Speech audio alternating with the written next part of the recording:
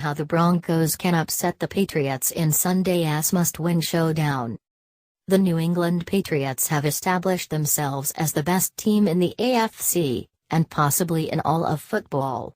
They've done so without Tom Brady, Rob Gronkowski, Dion and Rob Ninkovich at different points in the season, proving that not even their own absences can derail their impressive 2016 campaign. Now, they pay the defending Super Bowl champions a visit in what's undoubtedly a pivotal game, albeit more so for the Denver Broncos. The Patriots can clinch the AFC East and a first-round bye with a win, but those are near certainties to happen at some point in the next 3 weeks regardless. For the Broncos, on the other hand, a playoff berth hangs in the balance, making Sunday's AFC Championship rematch a must-win. A loss would drop them to 8-6, with the Chiefs and Broncos on the schedule to close out the year. A win would allow them to keep pace with the Dolphins and possibly the Texans and Titans, keeping them in the postseason hunt. Needless to say, playing the Patriots in a must-win game isn't ideal.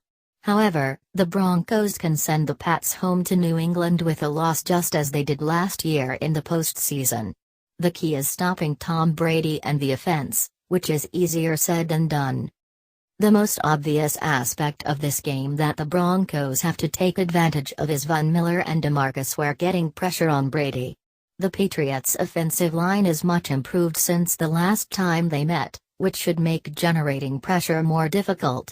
Brady was sacked 4 times in the AFC title game 2.5 by Von Miller, and it has a huge reason the Broncos were able to win. If Miller, who is almost guaranteed to be chipped by LeGarrette Blount and tight ends, is able to hit Brady a handful of times this week, it'll establish the tempo of the game. Brady won't be able to hold the ball, he'll get rid of it quicker than he'd like, and he won't feel comfortable in the pocket. Ware, meanwhile, has to take advantage of one-on-one matchups when New England sends help to Miller's side. This all sounds great and easy to do, but it's not. It's especially difficult when the Patriots figure to run the ball plenty, essentially minimizing the impact Miller, Ware and Shane Ray can have on the game.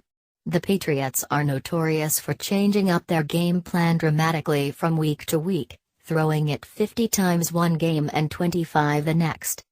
As a result, the Broncos will need to stuff the run.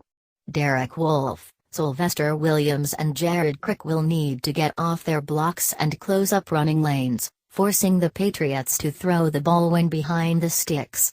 That may sound counterintuitive, seeing as Brady plays quarterback, but the Patriots don't excel in generating big plays. They throw short passes and rely on yards after the catch, especially with Gronkowski out. That sort of game plan doesn't translate when facing 3rd and 8. Knowing how the Patriots move the ball on offense, the Broncos should feel comfortable playing man-to-man with bump and run coverage on the outside. Chris Harris Jr. matches up perfectly with Julian Edelman. Aqib Talib can handle the bigger Malcolm Mitchell, and Bradley Roby has the speed to stay with Chris Hogan. The Patriots want to beat you over the top, so playing cover 1 robber should be a staple on Sunday. The biggest issue for the Broncos comes when they on offense. Trevor Siemian isn't a great quarterback, but he has played well in recent weeks. In his past 4 starts, Siemian has 8 touchdowns and 3 interceptions with a passer rating of 93.2. Those are certainly good enough numbers to win football games, but the Broncos went 1-3. He got little help from his running backs in most of those games, which is a huge problem for Denver. Not having C.J. Anderson hurts their offense greatly. In their last 6 games, the Broncos have rushed for 439 yards or 73 yards per game. Against the Titans, they had 18 yards on the ground. That's abysmal and forced the Broncos to get one-dimensional, which doesn't make Siemian any better, obviously. The Broncos will need to hit a couple of big plays to Demaryius Thomas and Emmanuel Sanders, which is difficult against the Patriots' bend-don't-break defense. Malcolm Butler has looked pedestrian at times this season, particularly against bigger receivers like Brandon Marshall. Denver can win on defense. I actually expect them to. Their corners match up extremely well with New England's receivers, and the absence of Gronk will be felt in this one more than any others.